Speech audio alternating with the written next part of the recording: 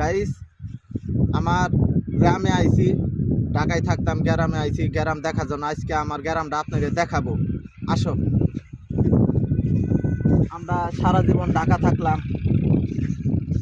ছোটবেলায় এই গ্রামে ছিলাম, গ্রামে থাইকে থাইকে বড় হইছি, কিন্তু ঢাকা গিয়া গ্রামের কথা ভুইলা গেছি গা। গ্রামে যে আমাদের বাপ মা আছে, আত্মীয় স্বজন আছে, ভাই বোন আছে, বন্ধু বান্ধব আছে, আমরা এটি ভুইলা গেছি। এটি আমাদের আইসা আইসা দেখার দরকার। যখন তখন মারা যাইতে পারে, গ্যারান্টি নাই।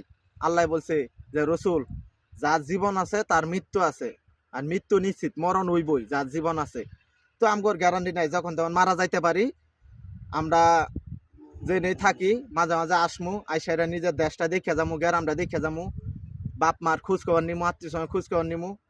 এই যে আমার গ্রামটা আজকে আপনাদের ঘুরে ঘুরে দেখামু। এটাই উদ্দেশ্য যে তারাও জানি এই ভিডিওটা কারো কাছে যদি পৌঁছায়, আমার এই ভিডিওটা তারা জানি দেখে, তারাও জানি ইচ্ছা হয় একটাবার গ্রামে ঘুরে যাওয়ার জন্য, গ্রামটা দেখে যাওয়ার জন্য।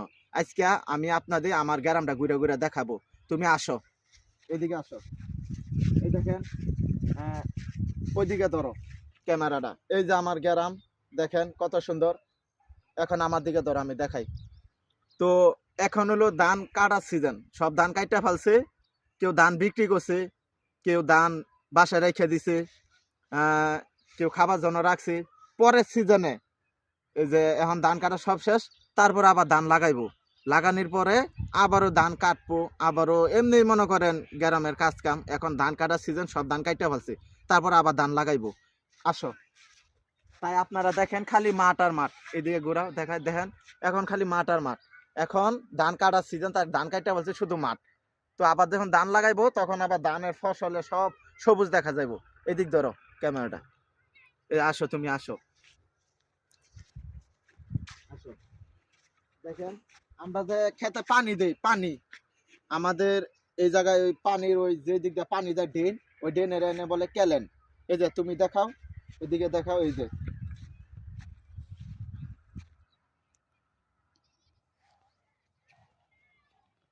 গাইস, এই যে দেখেন, এই যে এইটা দিয়ে পানি যায়, এইটা দিয়ে পানি যায়, এটারে বলে ক্যালেন।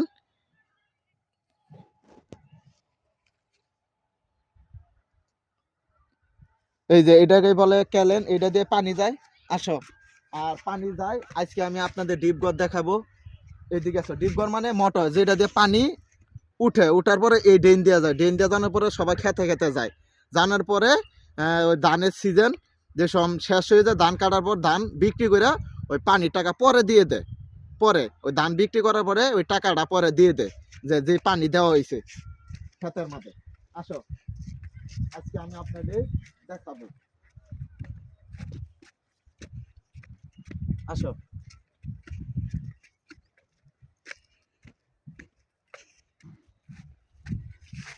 তো এই যে এখন আমি দেখাবো যে ড্রেন থেকে পানি যায়, পানি এই ডিপঘর।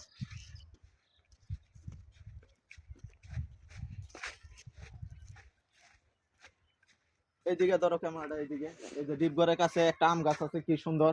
আম গাছের দিকে ধরো, এই যে এটা আম গাছ। আম গাছটা সুন্দর দেখা যায় না? আম গাছটা সুন্দর দেখা যায়। এদিকে আসো, এই যে সেই ডিপঘর। এখন তো তালা মারা আছে, এই তালার দিকে ধরো, এখন তালা মারা আছে। তো এখন পানি লাগবে না, যে সময় ধান লাগাইবো, ধানের সিজনে আবার পানি দিব। এদিকে আসো, এদিকে আসো, এই যে আরেকটা আম গাছ। তারপরে এদিকে আসো, আসো।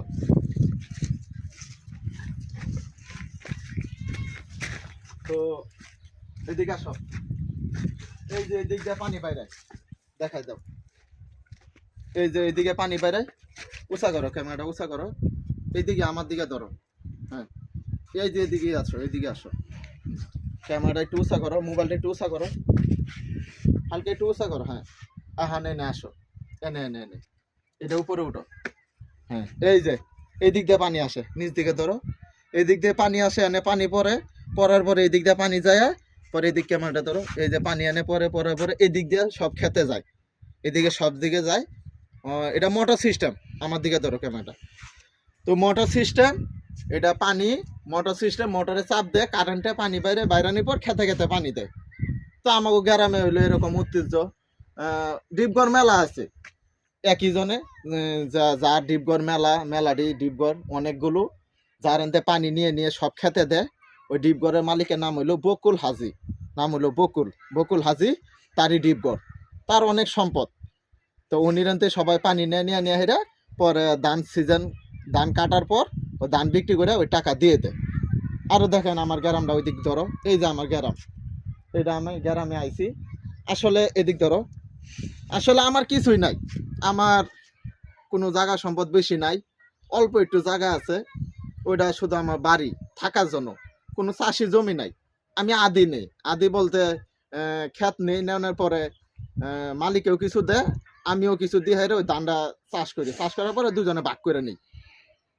তো আমারও কোনো সম্পদ নাই, আদি নেই, আদি নেওয়ার পরে ওই ধানটা চাষ করি, উনি একটু বীজ দেয়, নাহলে একটু সার দেয়, আর আমিও কিছু দিই, আমিও কষ্ট করি, দুইজনেরই এনে অবদান আছে। উনিও কিছু খরচা দেয়, আমিও কিছু খরচা দিই, খরচা দেওয়ার পরে ওই ধানটা লাগানোর পরে অর্ধেক ভাগ করে নিই। এটা আমি আলেমগুলো কথা বলছিলাম, কথা বলার পরে আলেমেরা বলছে হ্যাঁ এটা জায়েজ আছে, যেহেতু দুইজনই দেয়। তো ক্ষেত দিছে মালিক একজন, আর আমি বললাম সাধারণ চাষ করছি। তো উনি বীজ দিছে, ক্ষেত দিছে, আর হলো কিছু ফসল দিছে, আর আমি চাষ করছি, আমিও কিছু বীজ দিছি। বীজ মানে হলো ধানের বীজ, আর হলো সার, উনিও কিছু দিছে, আমিও কিছু দিছি। দেওয়ার পরে দুইজনের সমানভাবে নিয়ে উনির ক্ষেতের মধ্যে আমি চাষ করছি, চাষ করার পর উনি অর্ধেক ধান নিছে, আমি অর্ধেক ধান নিছি। এটা আলেমগুলোকে পরামর্শ করে তোরা আলেমারা বলছে যে ঠিক আছে, এটা জায়েজ আছে। তো গাইস, আমার গ্রামটা ঘুরা ঘুরা দেখালাম। আপনার যদি ভালো লাগে থাকে, আপনাকে গ্রামের কথা মনে হইলে আপনারা গ্রামে যাইবেন, গ্রামে গিয়ে এটা বাপ মারে দেখবেন, আত্মীয় স্বজনের খোঁজখবর নিবেন, সবাই দেখবেন, দেখে এরা ছোটবেলার কথাগুলো মনে করবেন। যখন তখন মরে যাইতে পারি, তো কোনো গ্যারান্টি নাই।